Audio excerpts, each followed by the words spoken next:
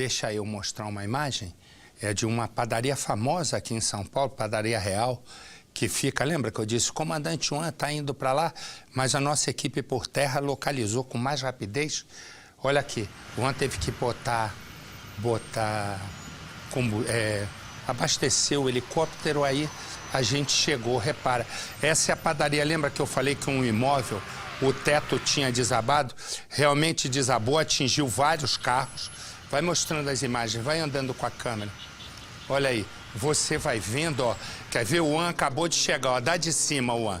Dá de cima, Juan. Olha lá, os bombeiros lá, dá de baixo, corta para baixo. Isso aí. Você vai vendo, os bombeiros estão lá. Tem uma pessoa ferida. O vento a 70 quilômetros derrubou o telhado. Repara, aí no fundo, ó. Aí no fundo está a pessoa que acabou, você vê, ela não morreu, ela está ferida, né? Senão vai parecer, pô, tá mostrando a pessoa morta. Não, não. Ela está ferida e os homens do resgate já estão lá, você vai vendo todas as imagens aqui, eu e você, no nosso Cidade Alerta. Foi um momento em que caiu, o teto e atingiu, que eu não sei se é uma pessoa que trabalha lá ou se é um cliente, se é uma pessoa que chegou como cliente. Então eu não sei se é funcionário ou se é cliente. Repara, ali estão sendo realizados os primeiros socorros, né? Mas acontece o seguinte, também aí, olha, já temos informação de um adulto e uma criança mortos.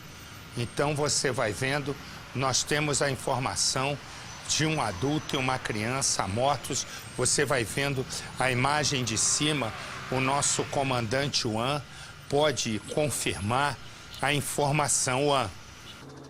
Pois é, Marcelo, fica aqui bem na região central de São Paulo. Você vê que 2 pessoas feriram nesse acidente. Uma, Marcelo, está inconsciente, sendo atendida agora pelos homens do Corpo de Bombeiros. No momento do acidente, Marcelo, também estava sem energia o local aqui, então ficou muito difícil para o Corpo de Bombeiros fazer acesso ao local, mas neste momento eles já estão iniciando os atendimentos. São várias viaturas no local. E o bairro inteiro, Marcelo, continua sem energia. Lembrando que choveu muito forte aqui no local, de maneira rápida, mas muito forte e intenso. E o vento, como você disse, aí passou de 70 km por hora em modo de rajada. Ou seja, uma rajada muito forte atingiu o telhado desse prédio e acabou abalando a estrutura, que acabou cedendo. Marcelo. Olha, você vai vendo, como eu disse, tem um adulto e uma criança mortos no episódio do centro de São Paulo, naquele desabamento no centro que os bombeiros estavam ali tentando resgatar. E aí na padaria tem uma pessoa ferida. Então as informações estão chegando, só para recapitular, no centro, naquele desabamento, no centro, uma espécie de uma feirinha, uma criança e um adulto acabaram morrendo. E aí na padaria tem uma pessoa ferida. Essa é a informação, a Padaria Real. Para quem não conhece, é uma padaria super tradicional aqui em São Paulo. Ficava do lado da MTV, ficou também ali antigamente, tinha a primeira sede de redação, era a redação da Rede TV. E aí, ó, repara, você vê aí, o vento bateu e repara, a estrutura não aguentou, você vê que está tudo caído, né? O muro rompeu e veio do lado tudo abaixo. E essa parte que você vê era a parte que ficava em cima, né, para os carros estacionarem. E aí pegou também alguns carros e também pegou na parte de dentro. Isso aqui está muito escuro. Esse nosso helicóptero podia ter feito um farol, né, uma iluminação que fosse mais forte, para que a gente pudesse ver. Uma boa ideia, né? Botar ali porque desse jeito tá parecendo candeeiro, né? Tá parecendo... Aí botava ali um holofote grande. Olha, você vai vendo, daqui a pouco eu vou ter mais informações. Corta pra mim. Pensa num casal, 47 anos juntos, 5 filhos. A filha mais nova sai de casa aos 14. Ela foi viver, aos 14 anos, com um vizinho. 14 anos. E logo depois, ela teve um filho. E os avós fazem tudo para essa neta. Mas essa neta só tem uma história: roubar o dinheiro dos avós. Eles perdoam a neta, até que naquela noite ela aparece para uma visita, mas tudo não passa de mais um roubo. Ela chega, deixa o portão aberto e logo em seguida 3 homens invadem a casa. O casal é amarrado, ameaçado, ela finge estar nervosa, mas depois que a casa é toda revirada, ela foge com os ladrões. E o que aconteceu? Põe no Cidade. Dona Adília está com o coração partido. Eu não tô vivendo. A minha vida é chorar dia e noite.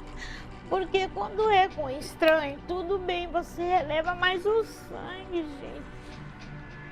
Seu Adão decepcionado.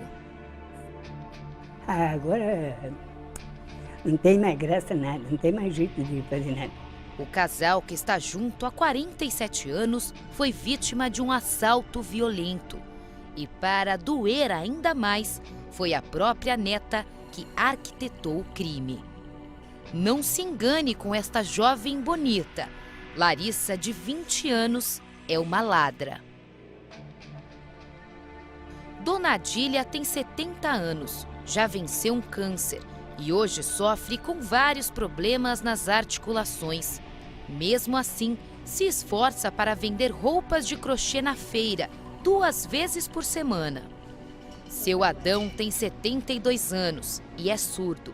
Ele trabalhou como torneiro mecânico por muito tempo e, por conta de uma ameaça de derrame, precisou se afastar. Juntos, eles sofreram uma das piores decepções da vida, da pessoa que eles mais ajudaram. Ela ia trabalhar, eu ficava com a filha dela, cuidava da filha dela. Ela vinha, ela saía da firma 10, 10 e meia, eu ia encontrar ela lá em cima, eu estava tão cansada, mas eu pedia força para Deus e ia lá. Seu Adão e Dona Adília tiveram 5 filhos, entre eles Ellen, que é a filha caçula. Todos se davam bem e tinham uma ótima criação pelos pais. Mas aos 14 anos, Ellen conheceu um rapaz aqui do mesmo bairro, que era usuário de drogas. A família não aceitou o relacionamento. Mas Ellen continuou com ele e se afastou da família. Do relacionamento nasceu Larissa. Quando Larissa completou 7 meses de vida, o pai dela morreu atropelado numa rodovia. Ellen foi morar sozinha com a filha e aos poucos voltou a frequentar a casa dos pais. Parecia que a família tinha se reestruturado, mas Larissa, ainda adolescente, começou a gerar desconfiança cada vez que frequentava a casa dos parentes. Dos cunhados, sempre sumia dinheiro da carteira, do próprio vô dela, por parte de pai, ela subtraiu valores também e, enfim, coisas que não dava para confiar. A família ficou preocupada. Até chegaram a conversar com Ellen, mas ela não resolvia nada. Larissa engravidou e teve 2 filhos. Os avós ajudaram ainda mais a neta. Várias vezes dei o celular para ela. Ele falou que roubaram um, o outro caiu na água. Comprei outro, porque ela falou que é para trabalhar. Entendeu? E eu falei, eu vou pagar. Vai ser duro, mas eu vou torcer para que ela continue trabalhando. Uma semana antes do crime, Larissa, os 2 filhos e a mãe foram passar uns dias na casa dos avós. O casal fez questão de receber muito bem a família, mas Larissa já estava pensando em roubá-los. Em uma semana, Larissa roubou mais de R$2.000 dos avós. A primeira vítima foi seu Adão. Ele estava em um mercadinho do bairro quando Larissa chegou.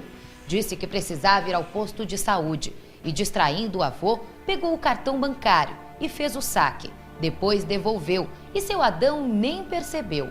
Em seguida, ela foi até o quarto da avó e pegou mais um cartão.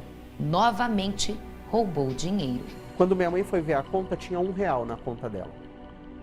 Na mesma semana, Larissa, os filhos e a mãe foram embora.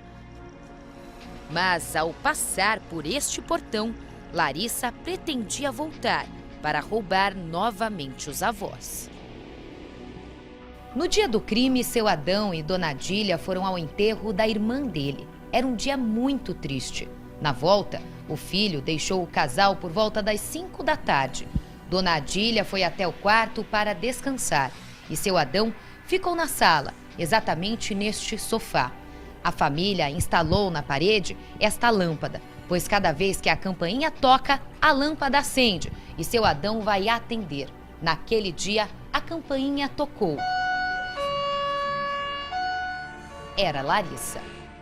A ladra foi até o quarto da avó. Agiu normalmente. Ela chegou e falou: oi, vó. Eu falei: oi, Larissa, e a sua mãe? A minha mãe tá vindo aí.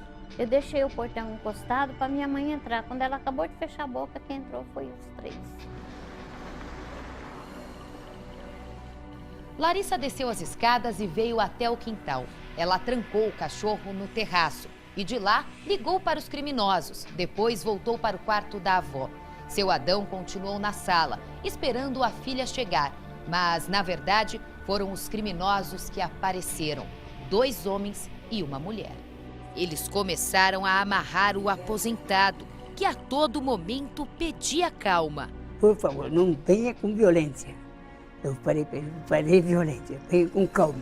Dona Adília estava deitada na cama quando também foi surpreendida. Larissa estava ao lado e quando os bandidos chegaram, ela falou. Só falou assim: não machuca eles. Depois desceu as escadas e na sala simulou para o avô que estava desesperada. Foi a encenação dela, o que parecia, porque ele não estava chorando, estava aquele desespero. Enquanto os bandidos ficaram na casa, reviraram tudo. Eles abriram os armários, olharam bolsos de roupas, exatamente os locais onde a aposentada costumava guardar o dinheiro. Por conta do enterro da cunhada, ela não tinha muito dinheiro guardado. Dona Adília falou isso para os bandidos e eles ameaçaram matá-la. Com estas facas que estavam na casa, eles aterrorizaram o casal. Ele pegou a faca aí na gaveta, na cozinha. Já subiu com a faca: eu vou cortar suas mãos. Abre a mão, põe a mão aí. Os bandidos ficaram na casa por mais de 20 minutos e foram embora, levando cerca de R$200 e 2 cartões bancários. Seu Adão correu para a rua para pedir ajuda. Foi esta a vizinha que o atendeu. Ele pediu ajuda que tinha entrado as pessoas na casa dele. Aí as vizinhanças todos correram para ligar para a polícia, né? E aí as polícias chegaram e fizeram a entrevista lá na casa dela. E aí a gente não soube mais o que aconteceu daí por diante. A polícia ouviu os depoimentos das vítimas e instaurou um inquérito. Larissa sumiu. Ela e a mãe mudaram de casa e não entraram mais em contato com a família. Para Luciano, Ellen está acobertando a filha. Alertei a minha irmã. E a minha irmã desligou o telefone. A mãe da Larissa. O pai conhece o filho que tem, a mãe conhece o filho que tem. O casal, que deveria ter uma vida tranquila depois de tantos anos de trabalho, está longe disso. Seu Adão não consegue se alimentar direito, vive triste pelos cantos da casa. A gente viu crescer, né? Não tem outra saída, não. Não quero mais ver essas meninas, não. Não quero mais, não. Dona Adília, que apesar da idade não parou de trabalhar e sempre foi muito agitada, agora está cabisbaixa. Eu não mereço viver não, gente. Eu não mereço viver. Hoje mesmo eu conversei, pai, por que eu tô aqui? Eu não quero ficar aqui. O cadeado da casa foi trocado. Dificilmente o casal sai. Eles vivem numa verdadeira prisão. Porque se ela teve coragem de trazer os bandidos para vir para cá, para fazer o que fez, tem coragem para fazer o pior. Deixa eu num instante, eu vou naquela padaria que desabou, porque estão nesse momento retirando a vítima. Me dá a imagem, por favor. Olha, vai vendo aí, você vai acompanhando comigo o momento em que a vítima vai sendo retirada, você vai acompanhando, né? Essa é uma das vítimas, a informação de outras vítimas, pelo menos seis vítimas, você vai vendo o trabalho do Corpo de Bombeiros repetindo, né, que 2 pessoas acabaram morrendo no centro de São Paulo, quando também, por causa da chuva e do vento, desabou toda uma estrutura de uma feirinha e caiu em cima. Eu tenho informações nesse momento com o nosso comandante Juan. Pois é, Marcelo, nas duas situações as pessoas tentavam se abrigar aí da chuva forte, inclusive neste local aqui da padaria, 2 pessoas estavam se abrigando aqui nessa marquise, nesse toldo, e foi justamente neste momento que o vento forte acabou abalando a estrutura e tudo veio abaixo. Marcelo, pelo menos uma pessoa está inconsciente nessa ocorrência, como você disse, acaba de ser levada aqui, está saindo do local para ser colocada na unidade de resgate que está aqui na frente da padaria. Marcelo, várias viaturas do Corpo de Bombeiros estão nesse atendimento. Você vai vendo, me dá a imagem de baixo, aquele, olha lá, essa é a imagem, me dá a imagem no momento que a pessoa é resgatada, e são outras vítimas, pelo menos 6 vítimas, com o desabamento aí do teto de uma casa que abalou a estrutura. Você vai vendo aí a imagem do exato momento em que este homem é levado e, como disse o nosso Juan, ficou inconsciente e agora o Corpo de Bombeiros vai resgatando e eu já vou ter mais informações. Porque aí a gente vai e volta, não ficou a mesma coisa, não há quem aguente. Ele é um professor, chama-se Nelcino. Ele está passando pela rodoviária e aí ele vê Jussi Marcos. E aí, ele está ali e tal, ele viu, ele começou a insistir para que Jussi Marcos entrasse, bota ali, por favor, para mim, para que as pessoas vejam, para que Jussi Marcos entrasse no carro. Não quer uma carona, quer ir para casa? Aí, ele tanto insiste, o rapaz aceita, ele desvia o caminho e acaba entrando numa rua que só tem motel. Segundo o assassino, né? Segundo o assassino, ele teria dito para Jussi Marcos, vamos entrar um pouquinho no motel. E o Jussi Marcos dizia, eu não quero. Ah, vamos sapecar e tal, não quero. Acaba, mas isso é o que diz o assassino. Acaba uma briga. Para ter uma ideia que essa história não está muito clara, ele usou o carro da vítima durante 5 meses até ser descoberto. Você acha que um cara que é assediado sexualmente, vira uma briga, mata, ele vai sair com o carro e ficar 5 meses com o carro como se fosse ladrão? Tá na cara que não. E o professor foi enterrado como indigente e só agora é que consegue-se a solução de um caso que estava sem rumo, sem destino. Põe no Cidade. O sumiço foi desvendado no fim de semana, com a apreensão do carro do professor Nelcino no Espírito Santo. O veículo estava com Jussi Marcos Camilo, de 30 anos. O rapaz foi preso depois que o carro acabou a gasolina e uma viatura da PM Capixaba parou para auxiliá-lo. Ao checar as placas, os policiais descobriram que o carro pertencia ao professor, que estava desaparecido. Jussi Marcos foi levado para a delegacia e assumiu a autoria do homicídio. Jussi Marcos disse em depoimento que se encontrou com o professor no dia do desaparecimento. Eu estava vindo de serviço de madrugada, às 3 e pouco mais ou menos da noite, e esse cidadão me abordou, me oferecendo carona. Nelcino chegou a dar aula antes da virada de ano. Depois seguiu para uma lanchonete. As imagens das câmeras do lugar mostram ele saindo com a mesma roupa que usou para dar a última aula.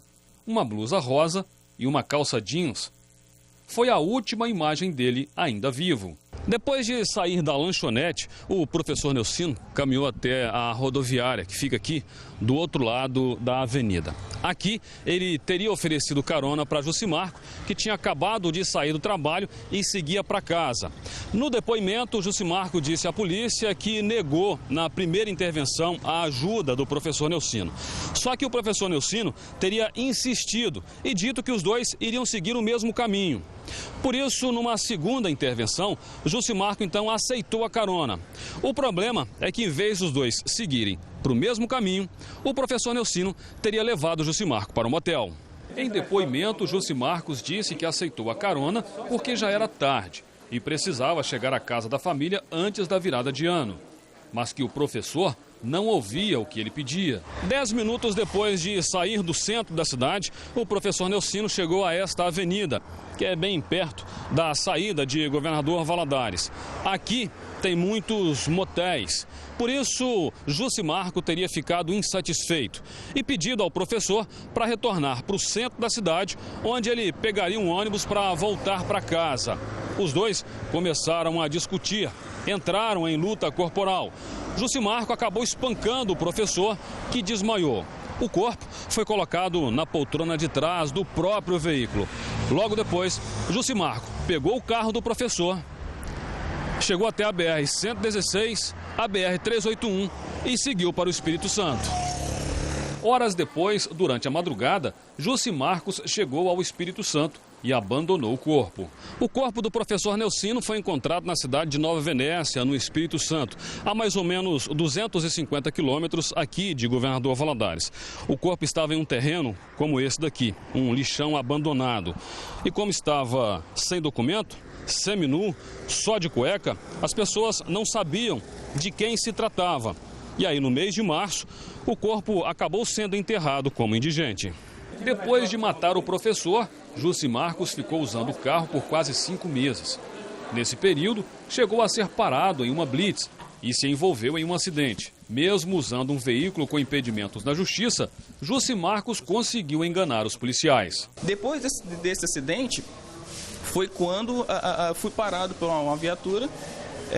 Um policial que tinha um aplicativo, um aparelho, puxou, porque na polícia militar de lá puxou e não deu nada. Para a polícia, Jussi Marcos pode ter planejado o crime. Nós temos essa investigação já em curso durante 5 meses e agora nós iremos confrontar todas as suas declarações com toda a prova objetiva e subjetiva já amealhada dentro do inquérito policial.